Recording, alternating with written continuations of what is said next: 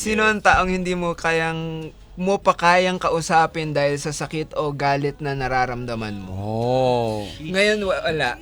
Oo, ngayon wala na. Kasi yung galit, feeling ko holds you down eh. Hindi mo kaya magpasalamat sa lahat ng mga nangyayaring magaganda sa buhay mo kung meron kang galit na. So ako, pagkagalit ako, sandali lang. Hindi ako nagkikimkim o hindi ako nagbabaon ng galit eh. Kasi mas masarap magmahal, 'di ba? Yun talaga. Tsaka mas masarap yung walang bigat sa puso. Oo. Kasi kung napagdaanan natin yun before, 'di ba? Pwede ka namang magpatawad pero wag mong kalimutan, 'di ba? Actually, Alam mo pa rin na kung anong tindi nung ginawa sa'yo, no? Oo. may bearing 'yun. Oo, Totoo. pero wag ka nang magalit.